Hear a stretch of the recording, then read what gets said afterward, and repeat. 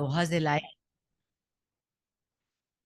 Bien, la conferencia de hoy, entonces, sobre el seminario de la formación del analista, tomará de nuevo la lección última del seminario de la ética sobre las paradojas de la ética. Esta vez yo la titulé La ética del psicoanálisis sin imperativos ni bien soberano. Eh, yo les mandé también un preludio que está circulando en la red de la Internacional de los Foros. Los preludios son textos que se escriben justamente para ir construyendo el campo de la reflexión con miras a la cita internacional. Les mandé este texto porque creo que es muy interesante y es relativamente afín a la temática que vamos a tratar hoy. Es de Sara Rodowicz, es una colega polaca, y el preludio se llama Una práctica sin valor. Alguna de estas cosas podríamos ver luego. Si lo leyeron y si quieren que lo comentemos, lo comentamos luego, pero voy a tratar de avanzar en el texto que tenía elaborado para hoy. Hoy es la penúltima sesión de este año. La última será el 27 de noviembre, es decir, en 15 días, y ya tengo el título, se los anuncio de una vez.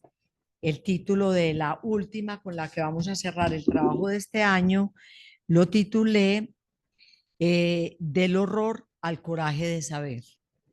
Yo les había dicho que valdría la pena preguntarnos si la has obrado en conformidad con tu deseo. Es una pregunta que implica también la posición del analizante, es una pregunta por el coraje, digamos, entre el horror de saber y el coraje de saber, que sería un poco el resorte del análisis.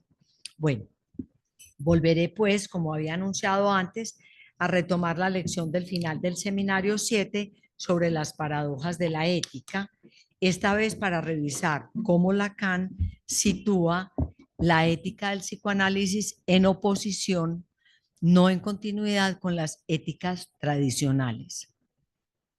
La hemos definido como la ética del deseo de acuerdo con el tiempo del seminario, es decir, 1959-1960. No va a perdurar al final, pues como hemos dicho en otros momentos, luego la noción del acto analítico vendrá en el lugar de lo que en este seminario queda planteado como el deseo del analista. Vuelvo entonces a la lección en el punto en que la dejamos la vez anterior, la dimensión tragicómica de la experiencia y la versión del héroe.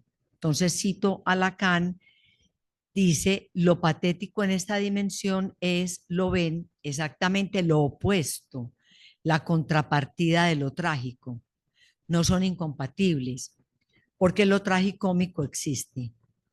Aquí yace la experiencia de la acción humana y porque sabemos reconocer mejor que quienes nos precedieron la naturaleza del deseo que está en el núcleo de esta experiencia, una revisión ética es posible.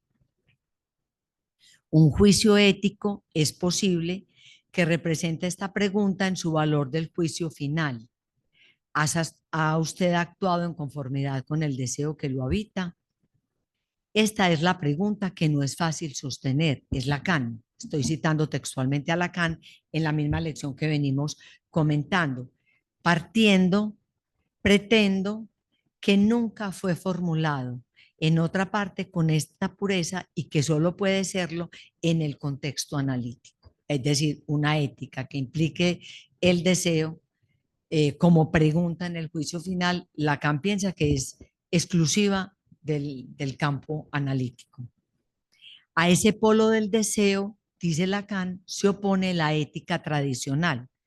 Alrededor de este soporte les hablé del servicio de los bienes, sigo citando a Lacan, que es la posición ética tradicional, degradación del deseo, modestia,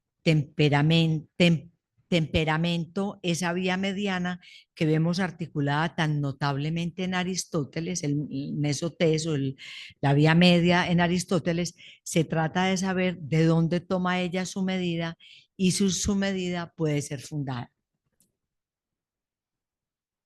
Hasta aquí, pues, Lacan. Parece problemático articular las relaciones entre la ética y el deseo, ya que en la tradición este ha sido relativamente marginado, pues va desde una relación clara de exclusión en la ética de Aristóteles hasta la de dominio, como pasa con la ética kantiana.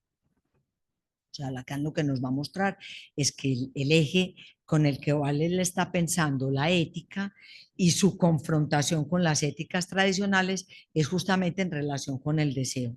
Aristóteles la deja radicalmente, lo vamos a ver un poquito ahora, por fuera del campo de la ética, y la propuesta de Kant es dominar el deseo. Spinoza, en cambio, legitima esa relación por cuanto ha podido decir la esencia del hombre es el deseo. Quizás única excepción que hace Lacan cuando se refiere a las llamadas éticas tradicionales. En los diferentes momentos del recorrido en el seminario, valdría la pena. Eso implicaría todo otro ejercicio que no es el que hice, porque obviamente para este espacio hice un recorrido un poquito más reducido, pero ustedes pueden leer, esa sería una lectura muy interesante del Seminario de la Ética, es seguir la vertiente de Kant y de Aristóteles, porque desde el principio hasta el final, Lacan objeta esas dos concepciones de la ética. Entonces, en los diferentes momentos del recorrido en el seminario, Lacan confronta las concepciones de la ética tradicional. Especialmente se dirige a la ética aristotélica, toma como punto de referencia específicamente la ética nicómaco o la ética nicomaquea. En Aristóteles hay tres versiones de la ética, pero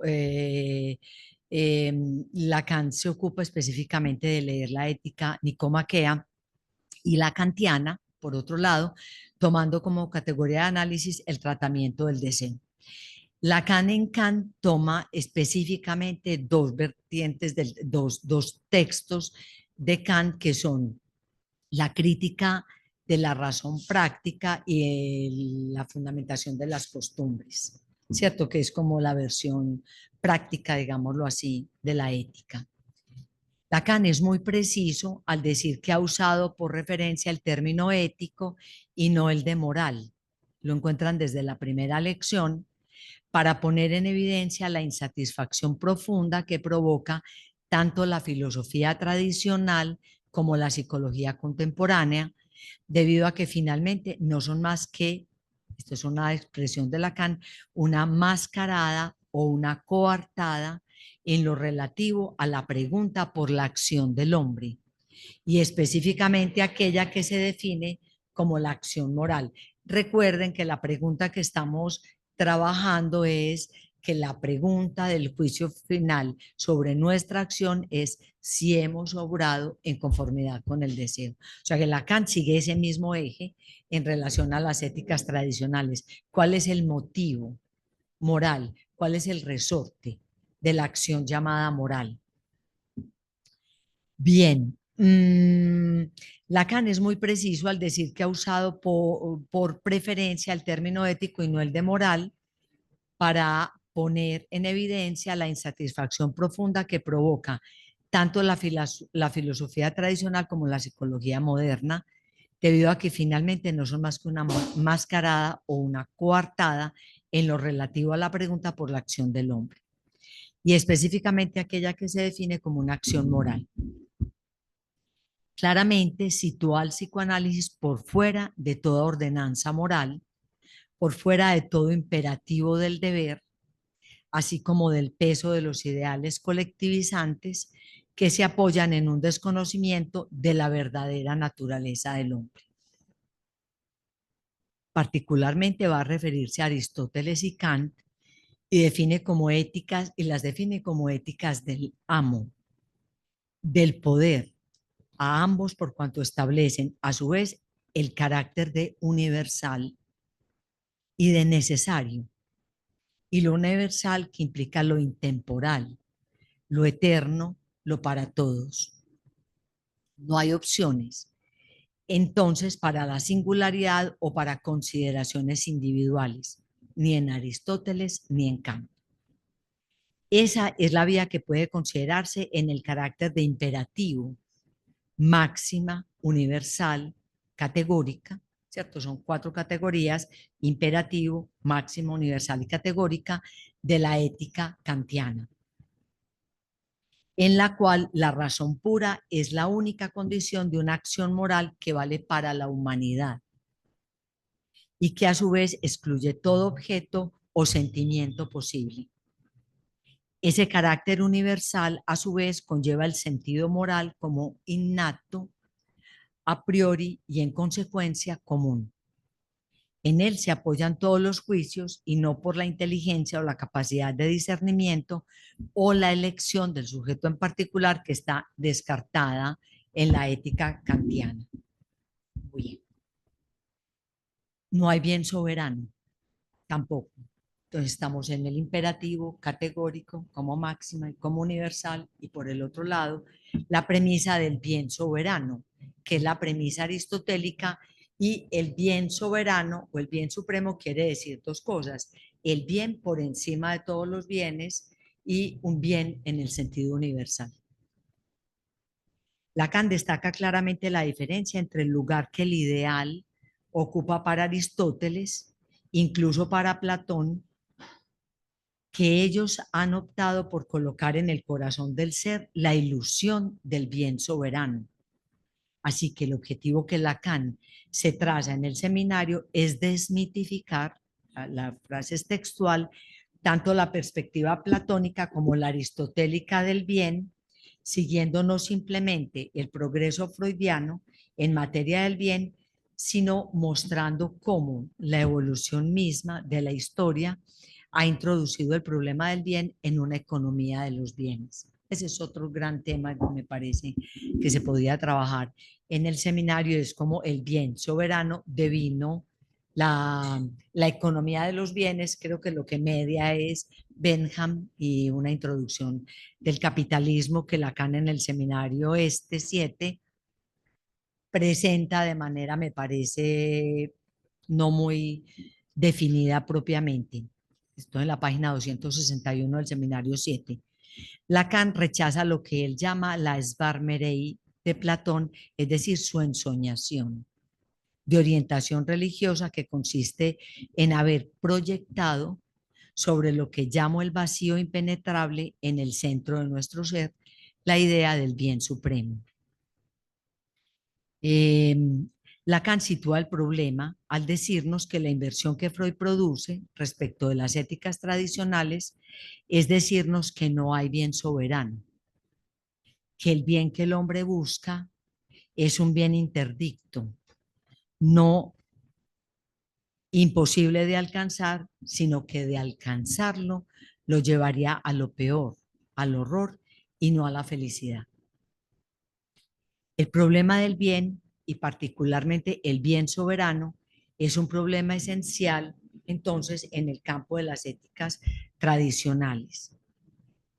Una reflexión, una definición que traigo del Diccionario de Filosofía de José Ferrater Mora, quien destaca la correlación que en materia de ética puede haber entre el bien, la bondad o lo bueno, y especialmente considerados en el sentido moral.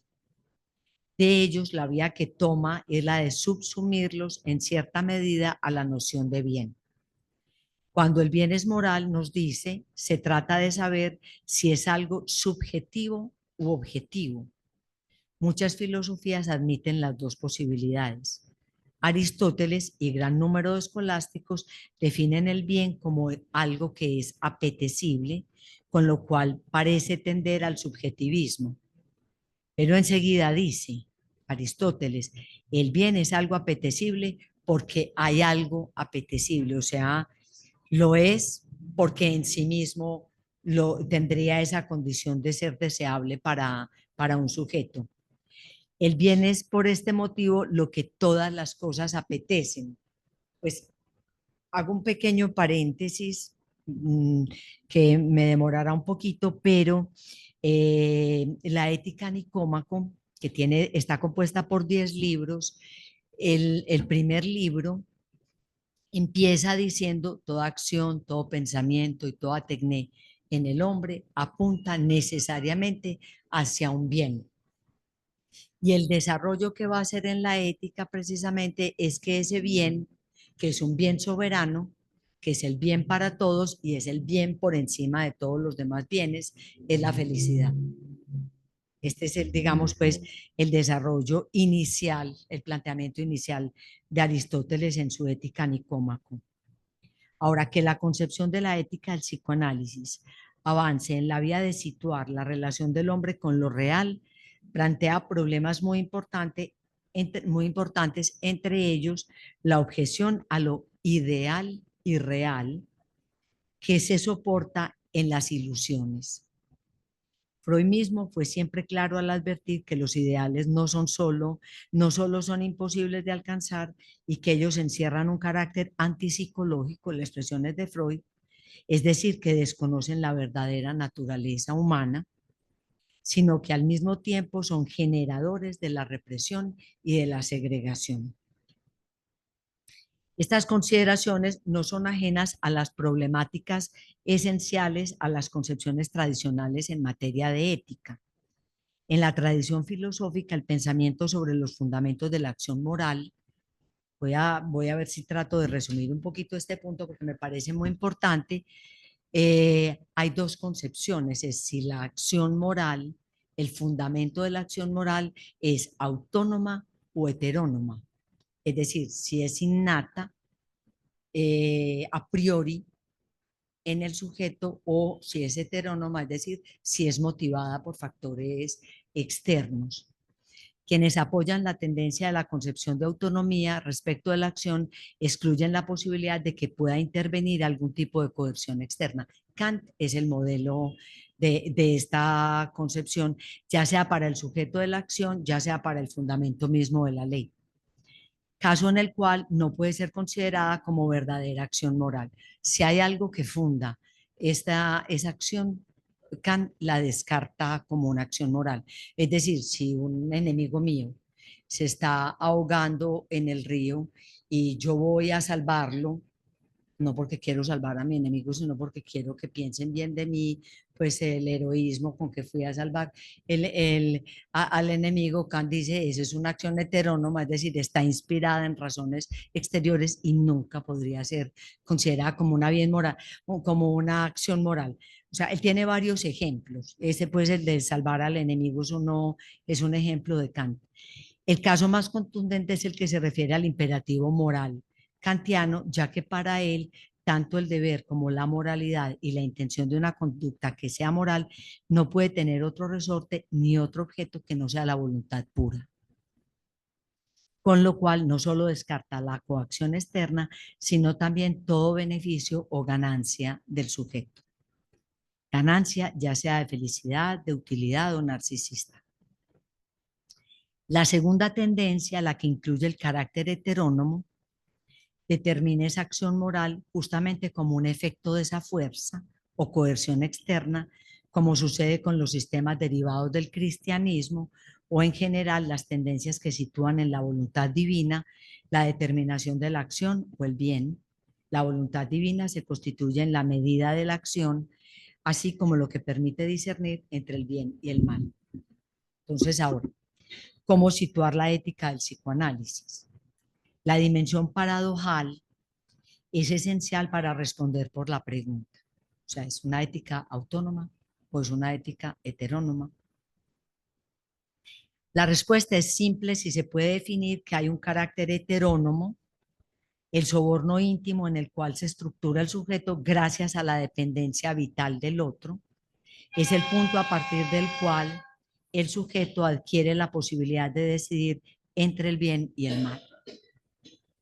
En el plano de los debates sobre si el origen de la ley moral es autónoma, natural, innata o heterónoma, se puede decir que el psicoanálisis desde Freud, pero también hay que ver de qué manera en Lacan es heterónoma. El sujeto puede bien ceder en su deseo, es la fórmula que tenemos precisamente en esta lección.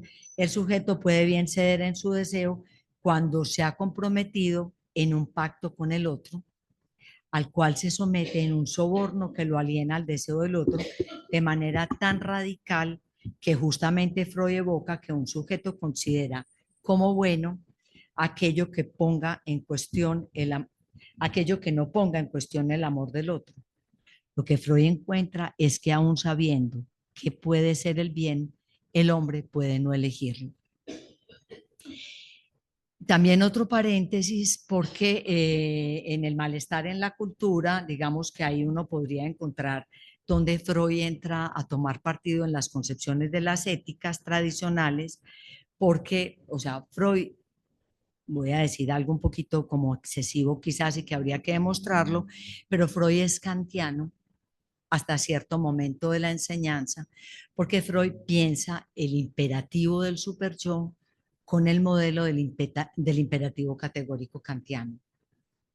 Pero en el malestar en la cultura, él dice que debe descartar la hipótesis de que exista en el ser humano una tendencia natural o a priori que lo ayude a elegir entre el bien y el mal. Me parece que en esa frase, creo que el a priori no lo dice Freud, se lo agrego yo, pero que no hay una instancia natural, no tenemos una instancia innata que nos ayude a elegir entre el bien y el mal. Entonces, ¿cómo elegimos? Ahí Freud introduce la función del otro, que me parece que de alguna manera es un poco lo que está subyace a este ceder en el deseo por el bien del otro, que sería la premisa de Lacan en esta lección. Se demuestra entonces que el camino tomado por la vía de los ideales de normalización, de sujeción a los ideales, es un camino que no puede más que ser el camino de una normalización moralizante tendiente a la adaptación a la realidad y a la reeducación emocional del paciente. Es en el terreno en el cual situamos la división que Lacan realiza entre ética y moral, en la cual debemos situar la exclusión de los resortes morales para la acción del analista. La dirección de la cura, dice Lacan, no es una dirección de conciencia. Lacan toma una posición semejante a la de Freud, sustituye el deber moralizante y la renuncia a los ideales y los deberes humanos por una acción que pueda apuntar al desgarro moral del hombre, a su división estructural, a su falla en ser. Esto porque puede saber que el peso de los imperativos que han gobernado la existencia de un sujeto son imperativos frecuentemente extraños, paradójicos, crueles, que le propone su experiencia mórbida. Es una referencia que tiene Lacan al seminario, al peso del super yo, es una cita del seminario 7 de la página 16. Con respecto al imperativo de la ética, Lacan invierte también la posición.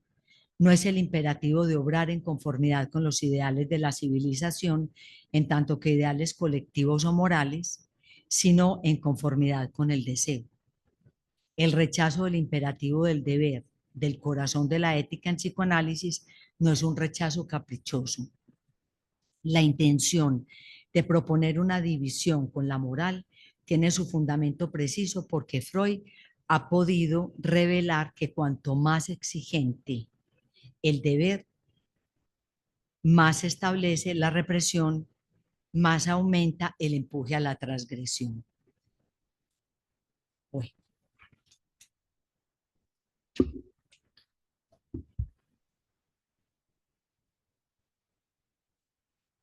Bueno, suele darse por sentado en cierta medida que la problemática sobre el deber como tal, que ha sido introducida por Kant, en Aristóteles no hay un imperativo del deber, o sea, no es esa, son dos lógicas distintas.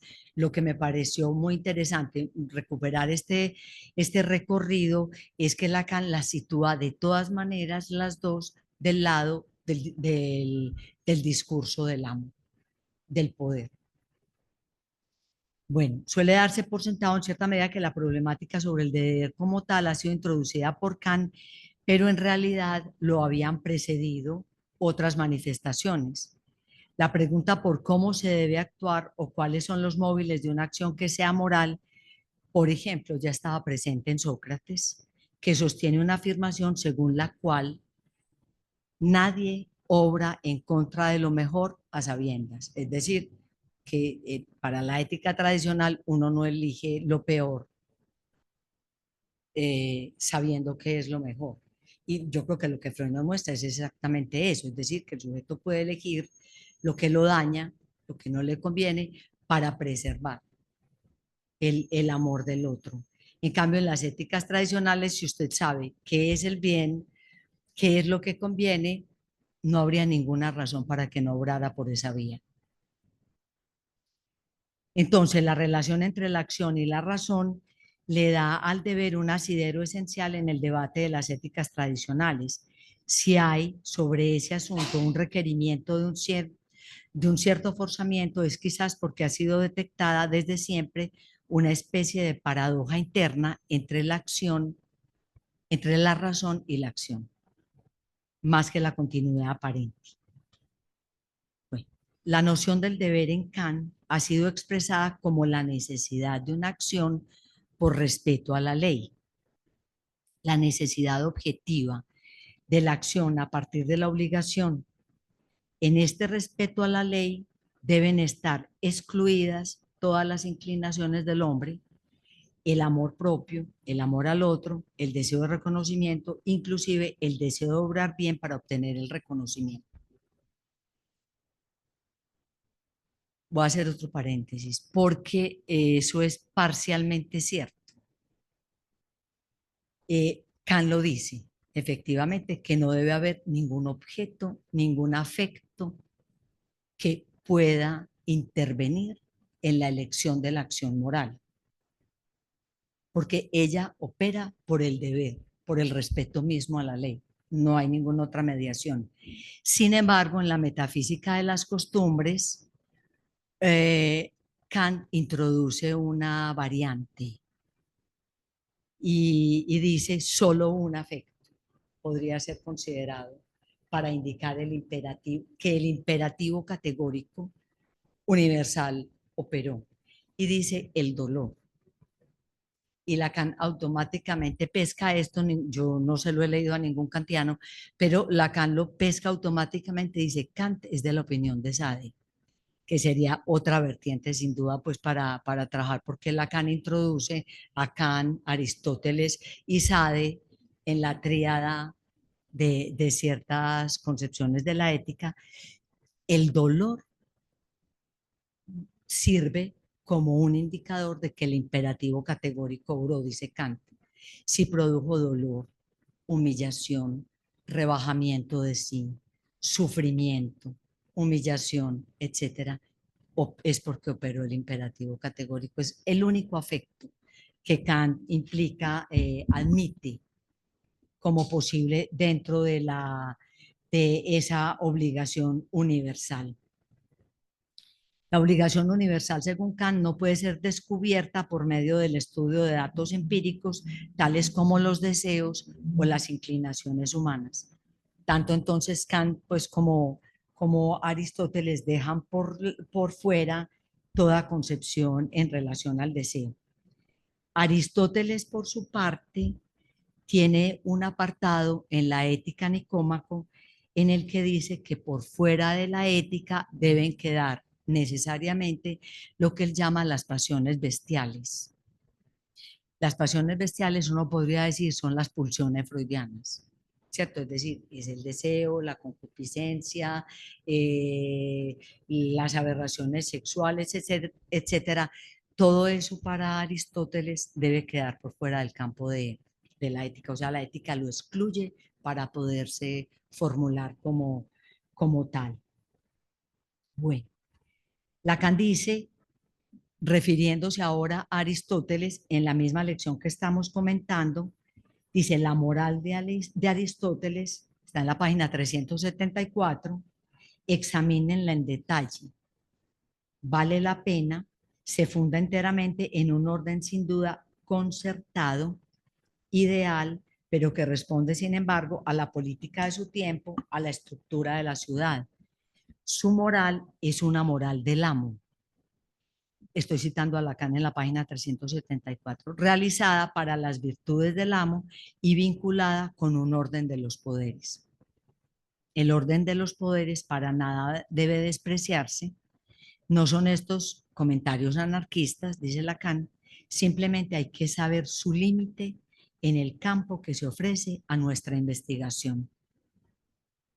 Por otro lado, la ética para Aristóteles, y de ello las consecuencias lacanianas pueden verse en el seminario a propósito de la función de la relación con das Ding, como la madre, el objeto interdicto, objeto prohibido, imposible de recuperar en tanto que bien soberano. Página 88 del Seminario de la Ética.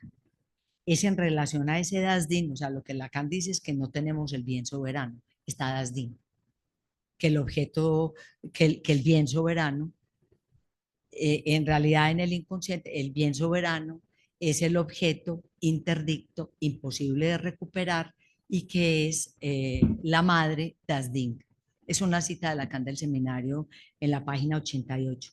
Entonces, o sea, Lacan va a situar, no sé si lo dije como con claridad, a das Ding en el lugar del bien soberano, pero no como el bien al que hay que apuntar, al que hay que alcanzar en el sentido aristotélico del término, sino un poco como el bien no lo toquen, dice Lacan en este seminario. Entonces es en relación a este das Ding original cómo se constituye la primera orientación, esa primera elección, ese primer emplazamiento. Es una cita de la lección del seminario 7 que se llama das Ding, la elección de la neurosis. Desde ese primer emplazamiento en adelante se regula todo lo concerniente a la ley moral, como apoyada en el principio del placer.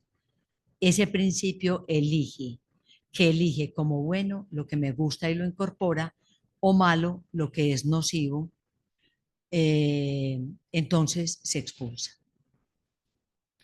Así Lacan va a mostrar una primera distancia esencial entre el tratamiento del deseo que hace la obra de Aristóteles y la que la experiencia analítica revela.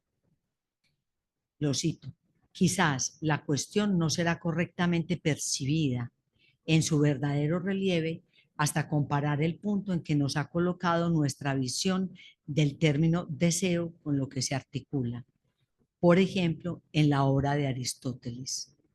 Cuando éste habla de ética, hay en su obra dos puntos que nos muestran cómo todo un registro del deseo es situado por él literalmente por fuera del campo de lo moral. No hay en efecto problema ético en Aristóteles tratándose de cierto tipo de deseos. De modo que lo que Aristóteles ha considerado como aberraciones o perversiones, tanto en relación con el dolor como con el placer, es precisamente lo que va a situarse en la obra de Freud en el origen mismo del deseo. Origen paradójico sin duda, hallado en el carácter de perversión polimorfa de sus formas infantiles. Es interesante porque justamente lo que Aristóteles excluye es lo que Freud pone en el núcleo de la ética para el psicoanálisis. Aristóteles intentó reducir, amortiguar, armonizar por la recta razón el exceso de las pasiones en el hombre para alcanzar la virtud. Los que la pueden alcanzar, pues en Aristóteles, los que la puedan alcanzar, pues en Aristóteles hay un tipo de hombres que son incurables. Lacan va a señalar además que no solo Aristóteles lo intentó, sino también un grupo de analistas que siguieron a Freud. Intentaron subsumir el psicoanálisis en una moral, comillas, un moralismo más comprensivo, que los llevaría a proponer como único objetivo del análisis apaciguar la culpa, domesticar el goce perverso, contando con su carácter de universalidad tal como Freud lo enseña, no como Aristóteles lo piensa en algunos raros, bárbaros o enfermos. De modo pues que el propósito de Lacan es mostrar que la experiencia psicoanalítica implica una inversión al poner en el centro de la experiencia el deseo. Para ello extrae de la obra freudiana los lineamientos para formalizar el campo que lo definirá como una ética del psicoanálisis. En primer lugar dice, la ética del psicoanálisis ha de ser una ética que integre las conquistas freudianas sobre el deseo para poner en su cúspide el deseo del analista. En segundo lugar, extrae el problema que Freud ha situado en primer plano sobre la ley moral como un fundamento invertido. Es decir, Freud ha producido una inversión dialéctica con respecto a la ley moral. Ya lo cité, pero lo vuelvo a traer aquí en este resumen que hago al final, en tanto que el paso dado por Freud a nivel del principio del placer es que no existe bien soberano, que el soberano bien, que es Dasdin, que es la madre, que es el objeto del incesto, es un bien interdicto, pero que no hay otro bien. Cita de la página 88 del seminario 7. En tercer lugar, la relación práctica que se deriva sobre la reflexión moral no es si se ha obrado o no en conformidad con el imperativo categórico, digamos que aquí vuelvo, después de este rodeo por las llamadas éticas tradicionales a la problemática de Lacan en este seminario, no es si se ha obrado o no en conformidad con el imperativo categórico o en virtud de los principios cristianos, como tampoco en la vía del bien soberano. Lacan es explícito en anunciar que la única pregunta que se nos planteará en el juicio final, que en el juicio final se nos hará, no es si has obrado en conformidad con el imperativo categórico ni con la ley moral, sino si has obrado en conformidad con el deseo. De manera especial, no dedica esta pregunta al hombre común, es una pregunta que yo tenía pues como desde el principio comentando esta lección, sino que es este el horizonte sobre el cual camina la experiencia analítica. Es en este sentido que su afirmación para separar aguas es que la ética del psicoanálisis no es una moral. Lacan anuncia desde la primera lección una serie de oposiciones. La ética del psicoanálisis, siguiendo a Spinoza, es una ética del deseo, no del deber. Una ética de lo real, no del ideal. Una ética que implica lo singular, no lo universal. No es una ética prescriptiva, no da preceptos ni consejos. Más bien, Lacan la anuncia como una ética convertida al silencio. Es un tema importante también, que es una cita de Lacan en el comentario a Jean Hippolyte. Para Lacan, la moral es universal. La ética del psicoanálisis no puede más que ser considerada en el caso por caso. La moral se guía por los planteamientos ideales. La ética del psicoanálisis permite llevar a cada sujeto al reconocimiento de lo más abyecto de su ser, o sea que sería el reverso, ¿cierto? Es decir, él dice que precisamente el ideal platónico está situado como un ideal que se ubica justamente en el lugar en el que cubre la falla, el vacío, el agujero central de nuestro ser. Mientras que lo que él dice, justamente hay que leerlo también en el seminario, que no empuja a los ideales, sino que más bien lleva a lo más abyecto del ser. Lo que Lacan llama lo real es lo que no entra en la serie de lo colectivo, lo más singular. Entonces, ¿qué hacer con ese resto disidente? ¿Cierto? Que es la pregunta que se hace Freud. Esa es la pregunta. La moral excluye, reprime, rechaza ese real del sujeto. La ética del psicoanálisis reconoce que finalmente lo que orienta la lógica del sujeto no es el deber, sino su gramática inconsciente. Bueno, voy a terminar porque traje aquí como unas pequeñas elaboraciones como para volver a entrar un poquito en el seminario. Entonces, digamos que eso es lo que quizás permite situar lo que Lacan llamó el estoicismo de Antígona, que llega al punto en el que convergen lo que no se puede soportar más y lo que no puede ser de otra manera. Es decir, dos modos de confrontación con lo imposible. Es el punto de llegada, realizar su deseo, nos dice Lacan, en la página 350 de la misma lección que estamos comentando, se plantea siempre, necesariamente, desde una perspectiva de condición absoluta. Haber extraído de su querer los falsos bienes y haber agotado la vanidad de sus dones, pero también la vanidad de sus demandas. Página 356 del seminario. Es el punto en el cual Lacan sitúa la fórmula del final como siendo aquel que ya no puede esperar ayuda de nadie. Página 362. Tal vez es ahí entonces donde se puede aislar el susodicho autónomos de Antígona y comprender por qué Lacan recurre a ella. Yo me hago todo el tiempo que vuelvo a leer Antígona por qué Lacan se sirve realmente de Antígona. Ella representa ese punto en el que ha alcanzado ya no la garantía del otro, sino su falta en ser en el encuentro con su deseo. Es decir, ya no es el deseo del otro, es lo que Lacan va a señalar, ¿cierto? Es decir, que Antígona no cede al deseo del otro bajo ninguna de las formas y hay que leer la tragedia para justamente seguir todos esos puntos en los que Antígona se pudo devolver y no se devolvió, ¿cierto? O sea, lo que Lacan la pone es como la heroína que sigue la vía de un deseo que no depende del otro. La reflexión sobre la ética del psicoanálisis, tal como ha sido finalmente formulada por Lacan, no está dirigida simplemente al hombre común, como lo decía hace un momento, no es una ética universal ni representa la razón práctica de un hombre intemporal y eterno para dar cuenta de la relación con el deber, porque en ese sentido el hombre común nada en problemas morales, dice Lacan.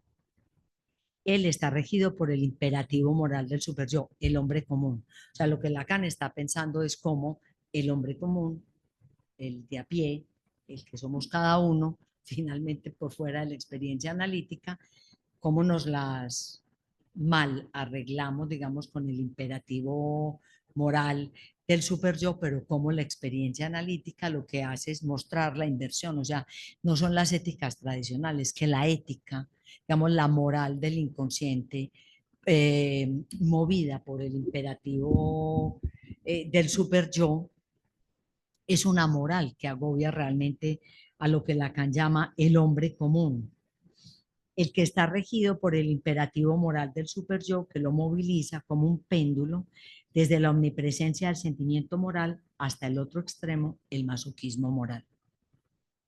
Esa frase me parece muy interesante. Es una frase que está en la segunda lección del seminario de la ética, porque Lacan dice que su seminario lo va a mover en ese rango, ¿cierto? Es decir, que eso es lo que él va, ese es como el programa que va a seguir.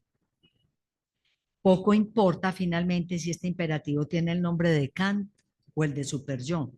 La condición feroz e insensata de ambos es suficiente. Pero lo que ha justificado todo el recorrido de Lacan es situar las coordenadas de la ética en el psicoanálisis, las que le son propias a la experiencia analítica y específicamente a su producto, aquel que ha devenido analista.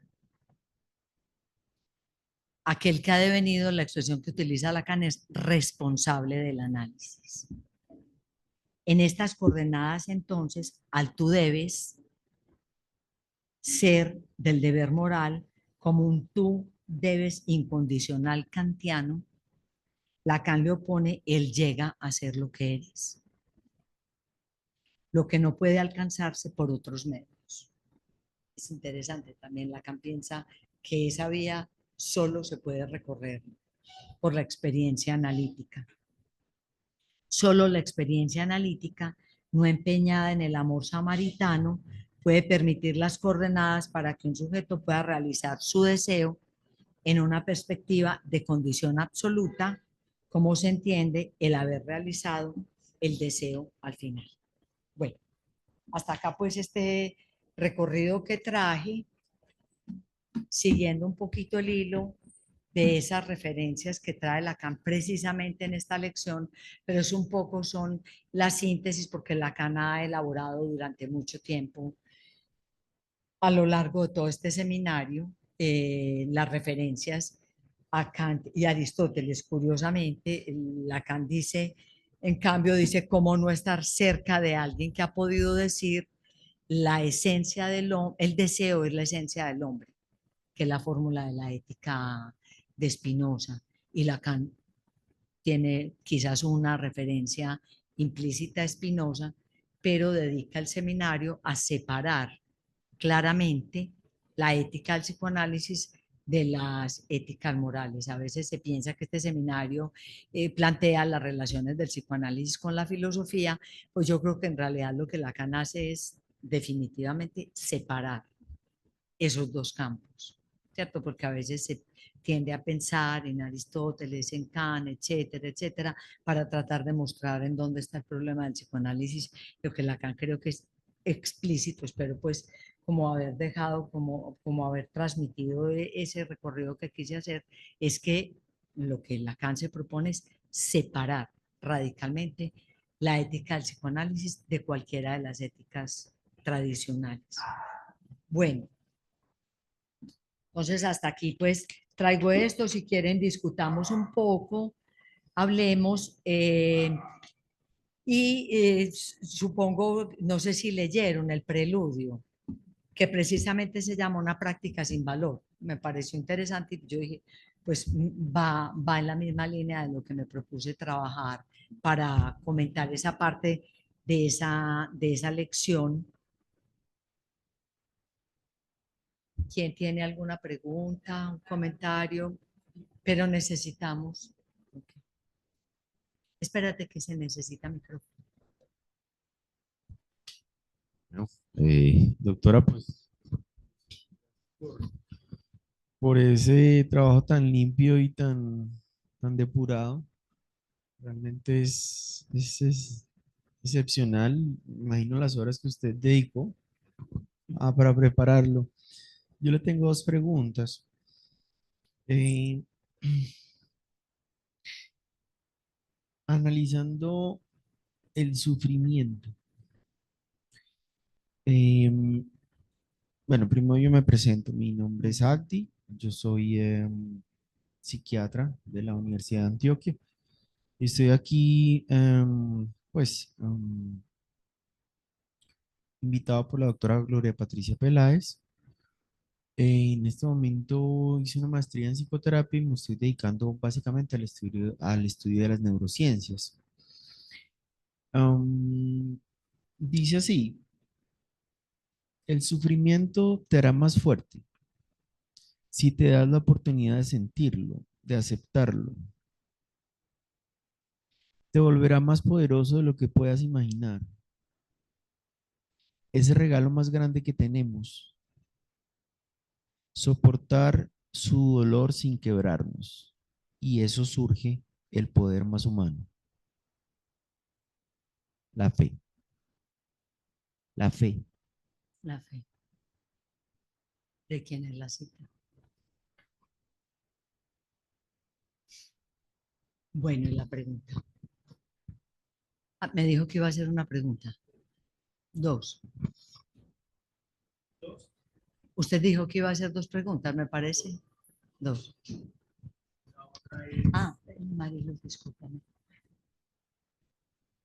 La otra es algo muy preocupante. Em, Tengo una persona muy allegada que durante su em, práctica se droga con los pacientes. O sea, él se droga y hace drogar a sus pacientes durante la sesión. Ujú. Esas son mis dos preguntas. ¿Qué opina usted de eso? De la segunda.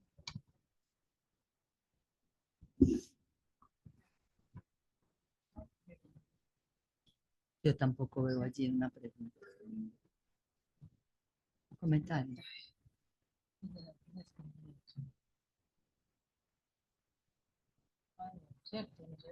No, no parece.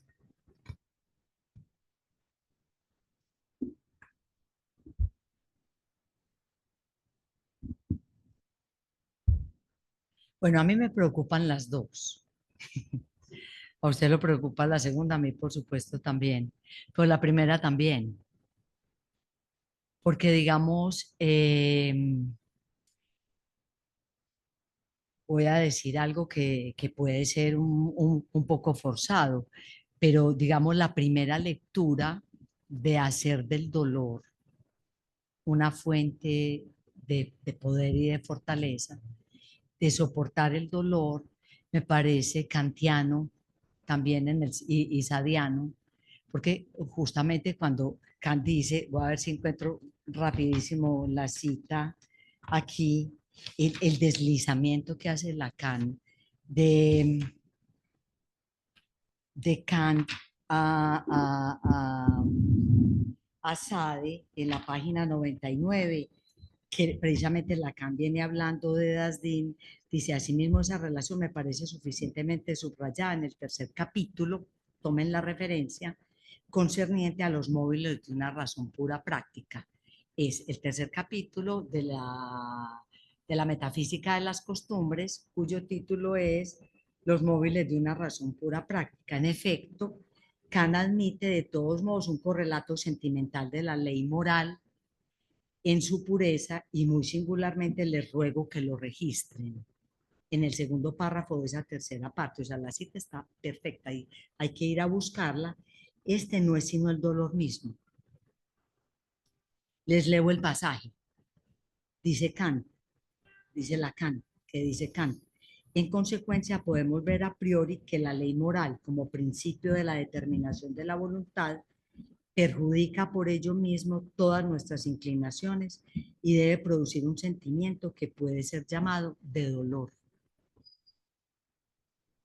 Y este es el primero y quizás el único caso en que nos esté permitido, sigue Lacan citando a Kant, determinar por conceptos a priori la relación de un conocimiento que surge así de la razón pura práctica con el sentimiento del placer o el del dolor.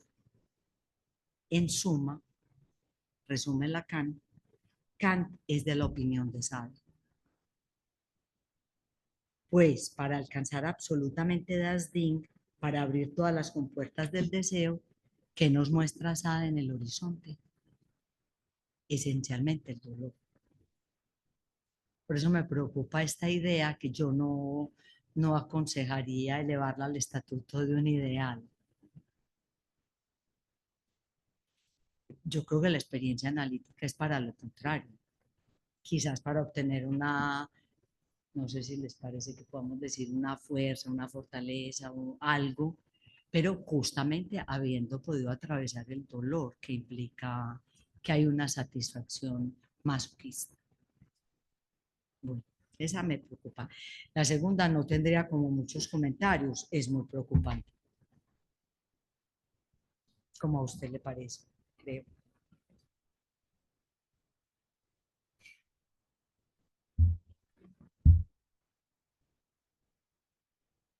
No, no sé qué será lo que se pretende. Usted si nos quiere decir algo, o sea, trabajar de ello a ello, ya no ni siquiera de inconsciente a inconsciente. Ahí es un asunto muy delicado, me parece. A ti, ¿cuál es su nombre? ¿Me recuerda? A ti, Hassan. Muchas gracias. Bueno, ¿alguien más quiere hacer una pregunta, un comentario?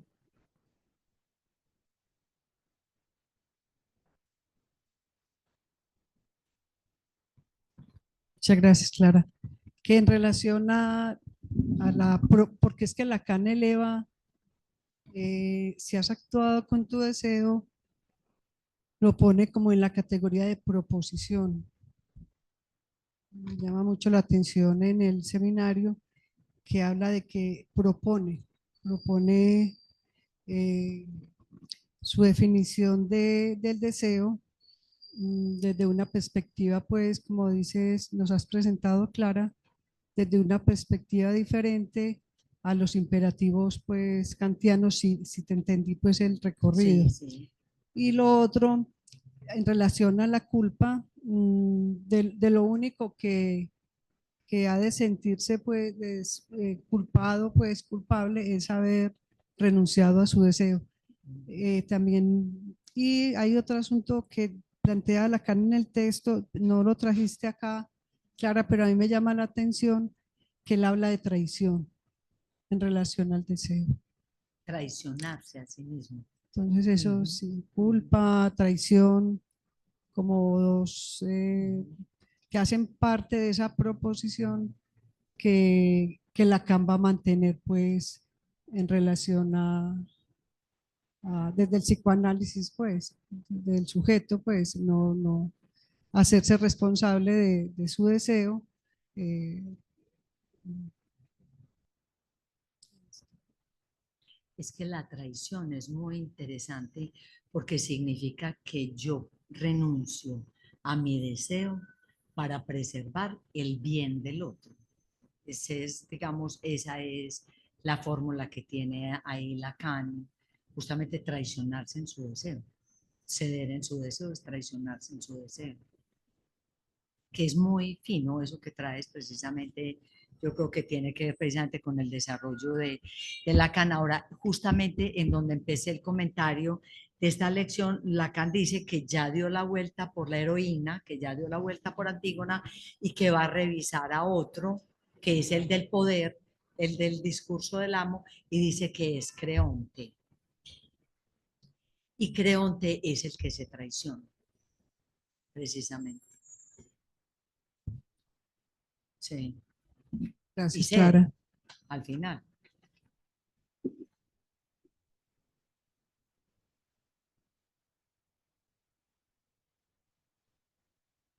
Bueno, el comentario que cuando Lacan se refiere a propósito, El micrófono está no sé, funcionando. habla de propósito, pero no sé si en alguna parte del seminario habla de proposición, como Lacan, pues me quedó como la inquietud, o sea, cuando Lacan se refiere a propósito y hace énfasis a ese propósito, como elevándolo como a una, no sé si lo digo bien, categoría de una proposición para Lacan, que para Lacan las proposiciones son la base, digamos, son, Lógicas. sí, Ujú, ujú. gracias, Sí. Clara. Clara, buenas noches, gracias.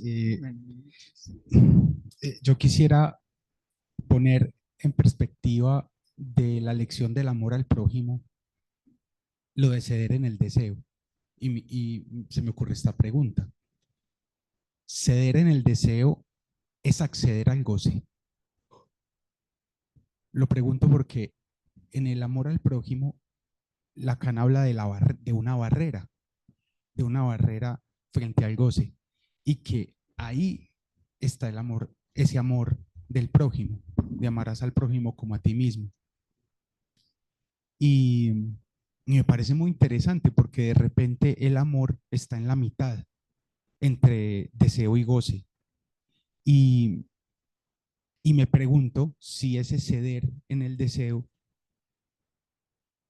se puede relacionar con ese acceso al goce. Y es ese acceso al goce. acceso al goce. Ahora, algunos complementos. Cuando Lacan dice no me acuerdo en qué lección, pero dice que el mal está en la cosa. Y luego recuerdo que en la parte 4 y 5 del malestar en la cultura, Freud se dedica, ahora que lo vuelvo a escuchar,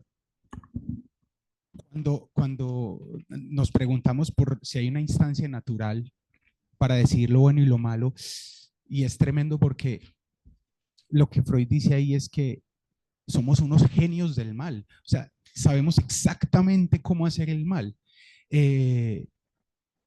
Está esta cita tan impactante que además Lacan dice, comenzando que pues que esto es para que a uno le ardan los oídos, lo que dice Freud sobre el prójimo, pues sobre ese amor al prójimo, especialmente regresando a esto del mal, cuando él dice Estás en el seminario 7. en el 7, sí.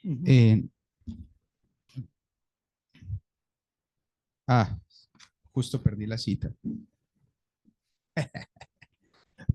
El caso es que menciona lo ruin que puede ser el Quizás la prójimo de explotar. 223. Sí, de explotar, de que no va a perder ocasión de explotar al prójimo, de explotarlo como Sí. objeto sexual, de irrespetarlo, de torturarlo, de matarlo, etcétera, etcétera. Y que en eso Lacan dice, no, pues si uno no quita al autor, uno de pronto piensa que es Sade el que lo está diciendo.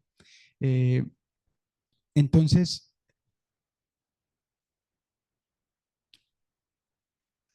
a mí no me queda o me causa muchas inquietudes es el deseo, ese deseo en la frontera del mal, ¿cómo se sitúa? Porque si yo me traiciono a mí por el amor del otro, ¿qué estoy haciendo yo justamente cuando digamos, no me traiciono, sino como se podría decir lo antagónico, honro o llevo a cabo, Obro en conformidad con mi obro en deseo. conformidad con el deseo, Exacto. pero Con parece, mi deseo. sí, O sea, la expresión de Lacan no es con el deseo, es con el deseo que te habita. O sea, por eso la categoría no es universal del deseo, sino singular del deseo que habita a cada sujeto. Sí, no sé si eso te ayuda, te ordena un poquito la vía por la que ibas con tu pregunta, porque quisiera, bueno, no sé si ya terminaste de formular la pregunta. Bueno, pues era como un, Carlos va en esa misma vía.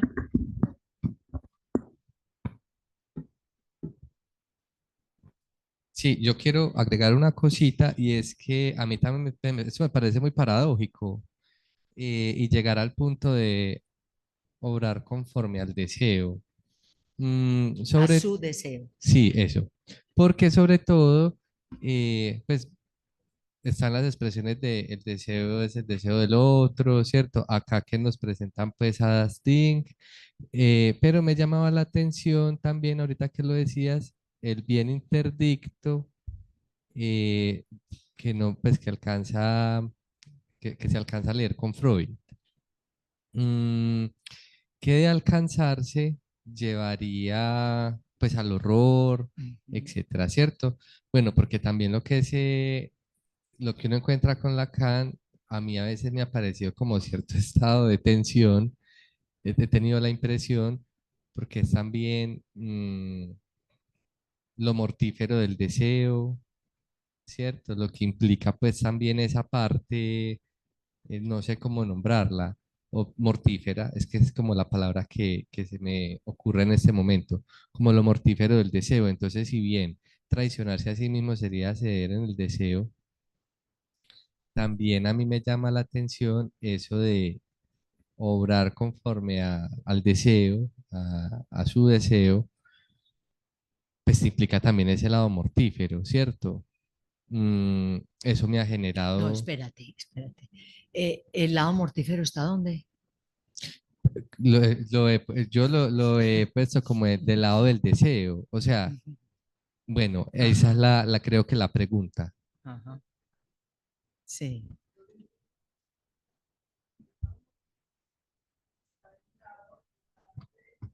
Espera el micrófono. Gracias.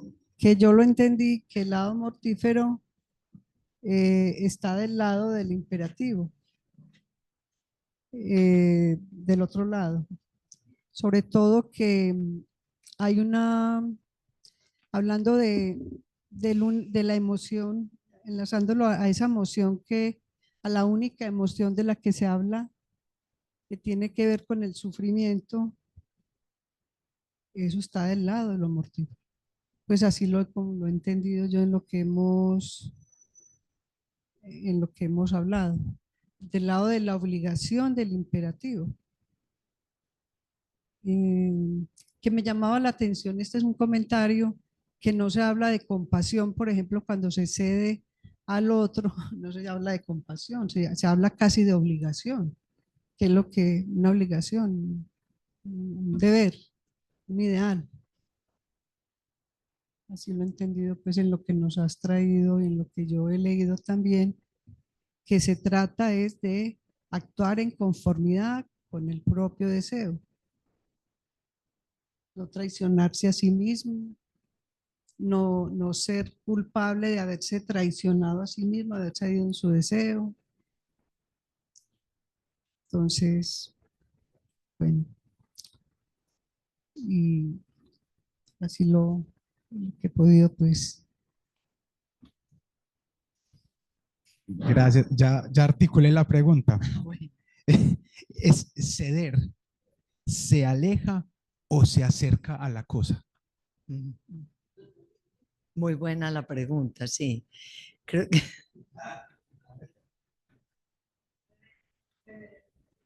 Ceder en el deseo. Ceder en el deseo. ¿Se aleja o se acerca a la cosa? ¿qué dice Mariluz? Se aleja. ¿Se acuerdan la sublimación?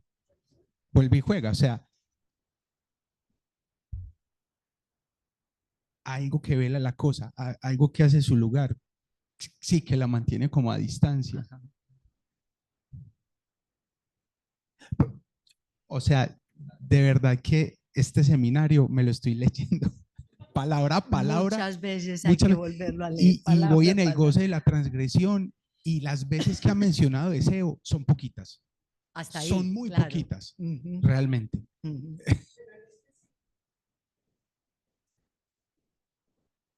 Lacan.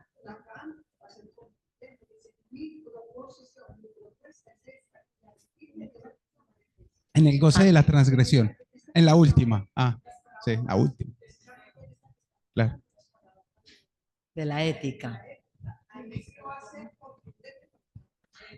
Que precisamente en esta lección que nos trae Clara él se va a referir al deseo y va a ser directo, el deseo como una propuesta, una proposición, actuar en conformidad con el deseo, precisamente en esta lección.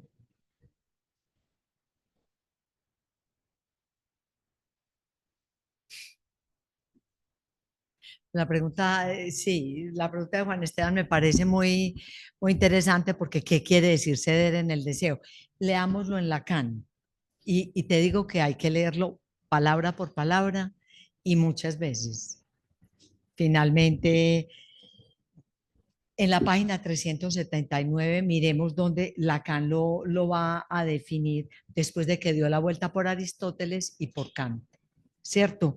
Porque en relación a Aristóteles y a Kant, Lacan en la página 378 trae una cita que fue la que puse en la imagencita que mandamos como para difundir este encuentro. Dice, una parte del mundo está orientada resueltamente en el servicio de los bienes, rechazando todo lo que concierne a la relación del hombre con el deseo. Es lo que se llama la perspectiva posrevolucionaria. La única cosa que puede decirse es que nadie parece darse cuenta de que al formular así las cosas no se hace más que perpetuar la tradición eterna del poder. Continúen trabajando. Y en cuanto al deseo, esperen sentados. Que ni en Aristóteles ni en Kant hay ninguna posibilidad de una ética que apunte al deseo. Y bueno, ahí va a traer a Creonte, que no voy a entrar en esa perspectiva. Pero en el punto 3 de esa lección dice, pienso haber realizado ahora suficientemente el recorrido de la oposición del centro deseante con el servicio de los bienes. Lleguemos entonces al meollo del tema. Avanzo ante ustedes estas proposiciones, que supongo que es a lo que tú te refieres, Ligia, a título experimental. Formulémoslo a modo de paradojas. Veamos qué producen en los oídos de los analistas. Lacan habla para los analistas, ¿no? Propongo que de la única cosa de la que se puede ser culpable, al menos en la perspectiva analítica, es de haber cedido en su deseo. Esta proposición, aceptable o no en tal o cual ética, expresa bastante bien lo que constatamos en nuestra experiencia. En último término, aquello de lo cual el sujeto se siente efectivamente culpable cuando tiene culpa, de modo aceptable o no para el director de conciencia, es siempre en su raíz de haber cedido en su deseo. Esa es una de las preguntas que tenemos. Pero si el analizante, su función es el paso analista, creo que Lacan habla de la experiencia analítica. Avancemos más. A menudo se dio en su deseo por el buen motivo o incluso por el mejor. Tampoco esto es para asombrarnos. Desde que la culpa existe, se pudo percibir desde hace mucho que la cuestión del buen motivo, de la buena intención, siempre han dicho que el camino al infierno está empapelado de buenas intenciones, de la buena intención por constituir ciertas zonas de la experiencia histórica, por haber sido promovida en un primer plano en las discusiones de la teología moral, digamos en la época de Abelardo, no por ello dejó a la gente demasiado contenta. Siempre en el horizonte se produce la misma cuestión. Y por eso, precisamente, los cristianos de la más común observancia nunca están muy tranquilos. Ese es un desarrollo también de Freud, ¿no? Mientras más renuncian, más culpables se sienten. Pues si hay que hacer las cosas por el bien, pues si hay que hacer las cosas por el bien, en la práctica lisa y llanamente, uno tiene que preguntarse por el bien de quién. A partir de aquí, las cosas no caminan solas. Página 380. Hacer las cosas en nombre del bien y más aún en nombre del bien del otro. Y aquí hay un asunto que me gustaría que consideremos. Lo leo y nos devolvemos.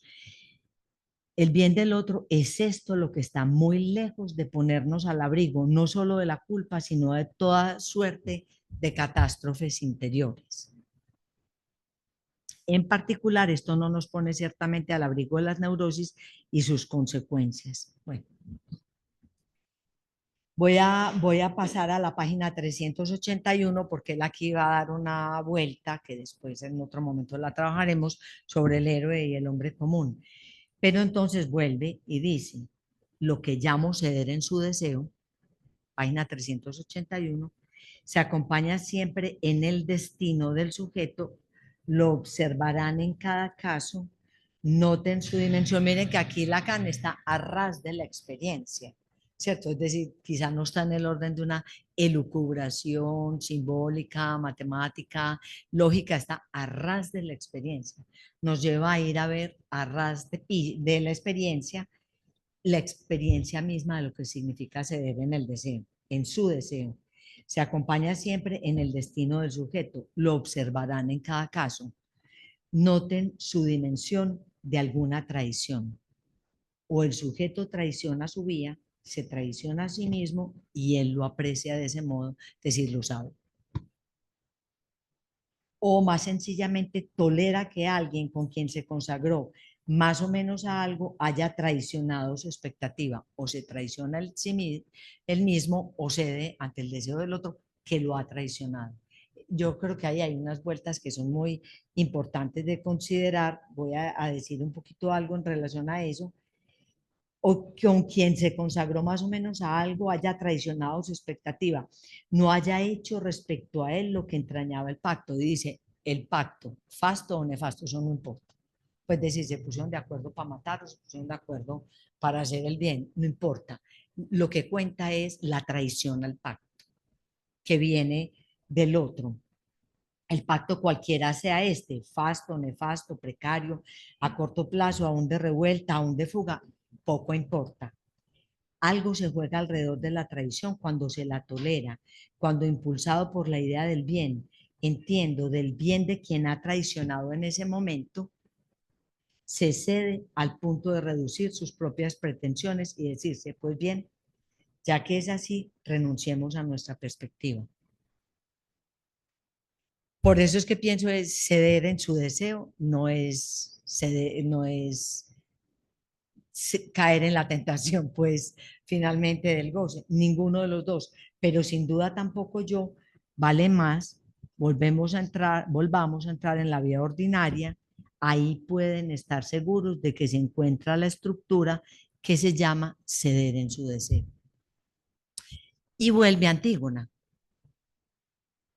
O sea, porque Antígona es el paradigma para este seminario del no ceder en el deseo. Y ahí podríamos ver en un cartel que tenemos sobre la angustia que hemos revisado Antígona, hemos visto todos los puntos, ¿cierto?, en los que Antígona pudo haber cedido al deseo del otro. Y ahí el comentario que quería hacer es, creo que no es el amor al prójimo el que está en juego aquí, ¿cierto? Que en el amor al prójimo está el vínculo, la relación del amor al otro como a sí mismo, es decir, el vínculo imaginario, pero aquí está en relación al otro, digamos que es el otro simbólico, de quien depende. Y lo que yo, es un término que yo he utilizado, que he llamado el soborno íntimo, es que cedemos para preservar al otro. Y ese punto creo que es crucial en esta dimensión de la ética que Lacan se propone, que no es una norma, no hay un ideal, no hay un imperativo, pero el sujeto palpa claramente cuando cede por el bien del otro, cuando renuncia a su propio deseo. No, dejémoslo en el sujeto porque aquí Lacan no está hablando del analista, está hablando de la ética analítica. Pero no sé si estaría hablando del sentimiento de culpa del analista. Me parece que no. Está hablando como de la experiencia del sujeto en su relación con el deseo del otro. Pues Antígona renuncia a todo, ¿cierto? Ella dice, no voy a tener un marido, no voy a tener unos hijos, no tendré mi noche nupcial, ella va a perder todo, pero no cede, no se devuelve. Y por eso Lacan aquí vuelve, digamos, a la dimensión, eso lo podemos trabajar luego, a la dimensión de que Antígona es la única que no cede en el deseo y agrega sin temor ni compasión, ¿cierto? Que serían los dos afectos que hacen que cedamos en nuestro deseo por el bien del otro. Tienes que, mejor, Mariluz, ayúdanos, por favor.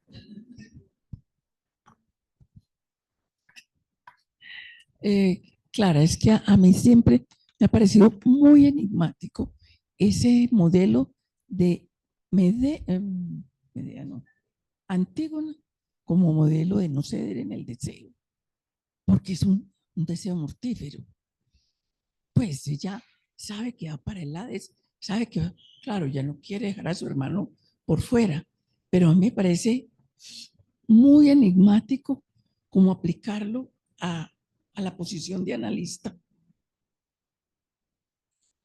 o a la posición de sujeto Del en la vida analizante en el final de del análisis, analizante. por ejemplo. Eso es algo para pensar. Yo creo que en las lecturas las tenemos que hacer, digamos, pensando en el momento teórico, ¿cierto?, en el que Lacan está elaborando. Obviamente la muerte en este seminario es fundamental, es lo que está en el horizonte y no lo que la cobardía moral llevaría a evitar, sino la asunción de la castración. Entonces, en ese sentido, la muerte de Antígona no es, digamos, no es un elogio al suicidio, porque entre otras cosas ella ni en ese punto cede al deseo del otro, ¿saben? O sea, ella está destinada a una muerte emparedada, metida en una tumba, pero ella anticipa su muerte. O sea, ni siquiera su muerte la deja en manos del otro. Pues yo creo que es un seminario, esa parte del seminario hay que leerlo con qué tenía Lacan en la cabeza y con quién estaba trabajando, porque creo que el ser para la muerte es, digamos, lo que está en el horizonte de la reflexión de Lacan en este seminario. Indudablemente que en el proceso analítico, descubrir, encontrar, darse cuenta de ese ser para la muerte es bastante complejo para el sujeto que está en análisis, ¿cierto? Que hablen los filósofos. Pero, pero me parece, pues, siempre que lo leo, quedo como con más dudas que soluciones.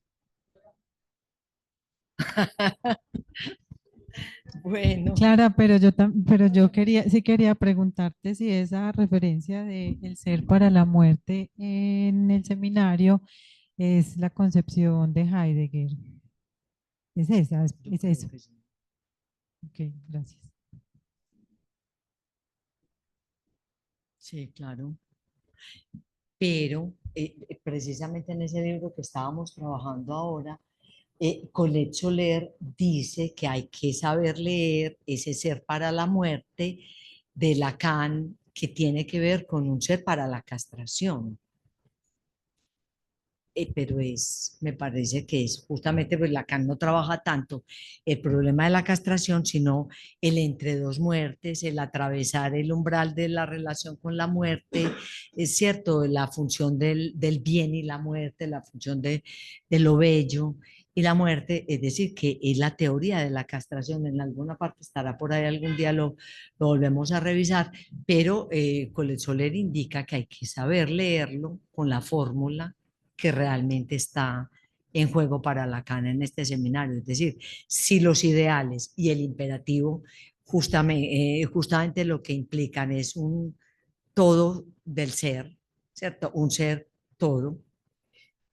Precisamente la ética del psicoanálisis implica, lo trabajé también, un reconocerse en falta.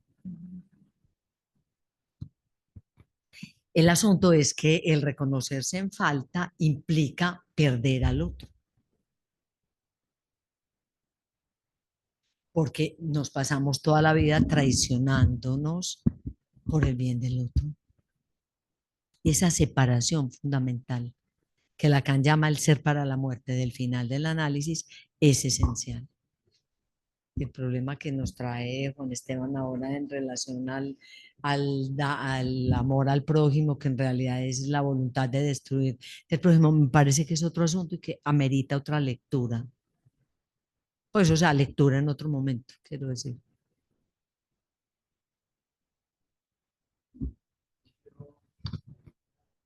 Dime. Bueno, el asunto del deseo, el asunto del horror, de toda la maldad, ¿cierto? Que está ahí en el ser. Bueno, toda esta identificación solo se da en un análisis, o sea, estar en un análisis.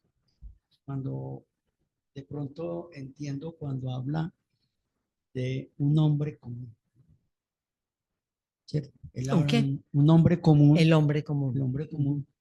Es como si yo lo interpreto, lo veo como esa diferencia entre pues, uno estar en un análisis, encuentra todo ese horror y en ese horror está refundido el deseo, perdido, no identificado, en fin.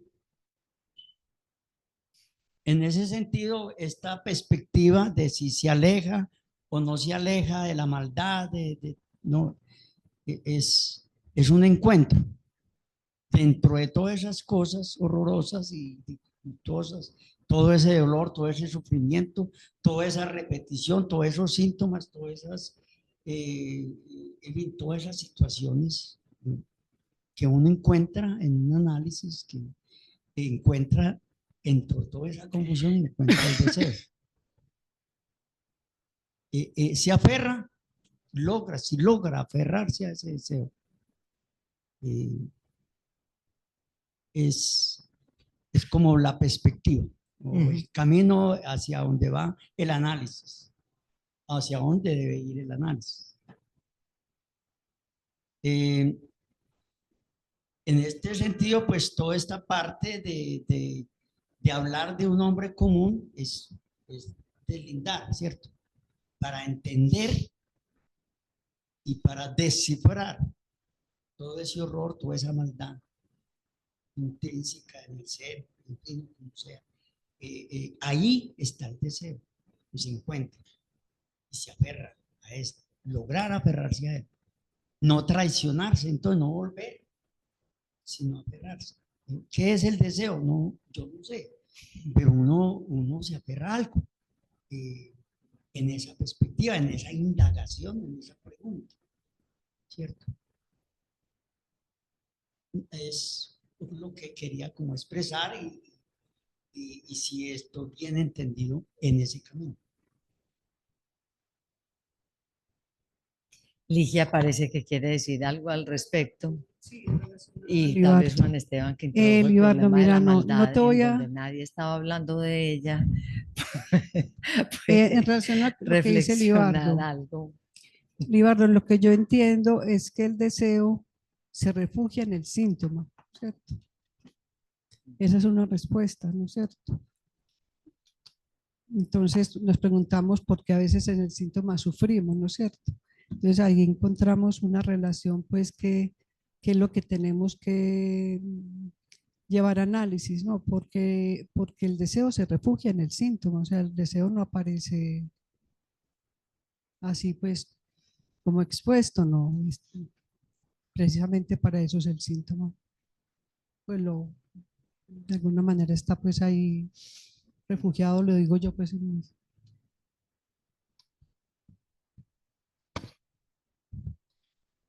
Yo vuelvo a mi pregunta sobre si ceder es alejarse o acercarse a la cosa.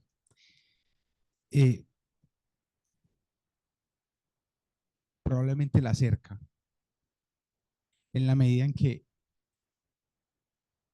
lo que va a encontrar es mejor dicho, el imperativo y los bienes nos intentan acercar A la cosa. a la cosa y ahí encontraremos destrucción y muerte, a pesar de que hayamos querido lo mejor, pues porque así se veía, pero a eso nos lleva. Entonces, pienso que no ceder en el deseo, en cambio, nos aleja de la cosa. Pero de todas maneras, así sigamos nuestro deseo, igual nos vamos a morir. Igual que. Igual nos vamos a morir, o sea, igual nos vamos a encontrar con la muerte. Pero pienso yo que de alguna forma mantener esa especie de templanza, por decirlo así, de distancia con la cosa, de alguna forma me parece que es una de las caras de asumir la castración. Saber que no, ay, sí, ahí está, sí, ahí usted me motiva, pero no, está la separación con el otro y la separación con la cosa. De pronto pienso que no ceder en el deseo implica esa tensión de mantenerla a cierta distancia. En cuanto que la búsqueda del bien lo que hace es tirarnos de frente a la cosa. Sí, de acuerdo. Sí, estoy de acuerdo. Estoy de acuerdo. Yo creo que sería en esa perspectiva, aunque creo que hay dos líneas sutiles ahí y es la de el acceso a la cosa, como lo interdicto, ¿cierto? Porque Lacan dice la inversión es que si Aristóteles empuja al acceso al bien soberano, lo que Freud nos muestra es que en realidad ese bien es interdicto, está prohibido, no se puede acceder a él. O sea que ahí hay una inversión. Claro, mantener la distancia de lo que yo no estoy completamente segura, porque en todo caso creo que hay que leer muchas veces a Lacan, es que cuando él dice mantenerse a distancia de la cosa, está diciendo lo mismo cuando dice no ceder en su deseo.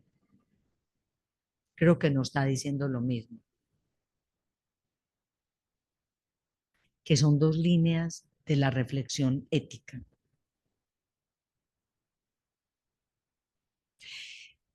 A ver, hay una premisa mayor, digamos, para entender este problema de la relación con el deseo que habita, que lo habita en la acción considerada ética del psicoanálisis, y es, digamos, la premisa mayor es el deseo del hombre es el deseo del otro.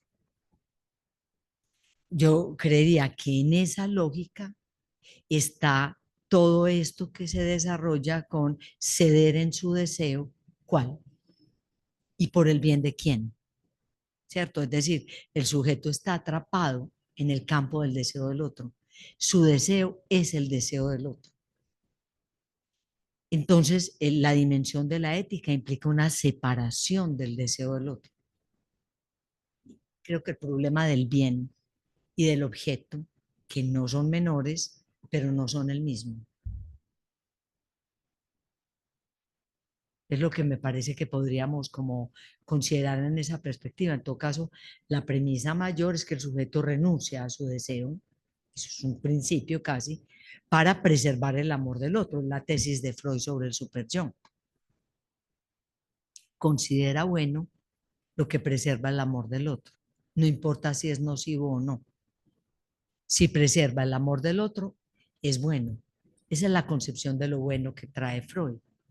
¿Y qué es malo? Lo que arriesga el amor del otro.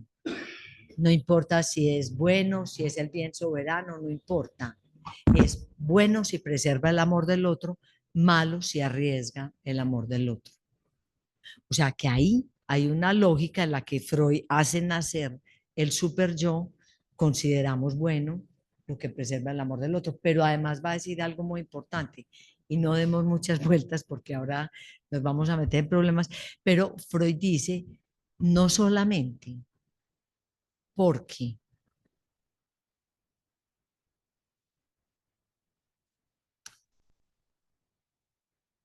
preservar el amor, arriesgar el amor del otro, implicaría que el sujeto está expuesto a todos los peligros que la naturaleza y que la vida nos representa si no tenemos la garantía del otro.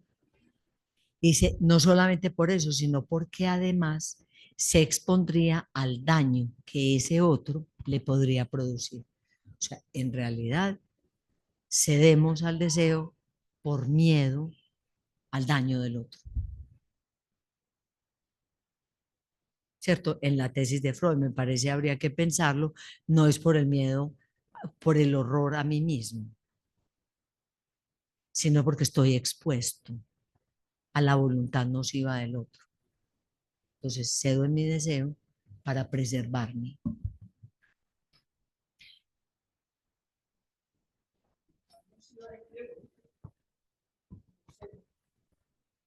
El micrófono. Que frente a la voluntad nociva de Creonte, no cede esta Antígona. Y ella sabía todo lo que venía.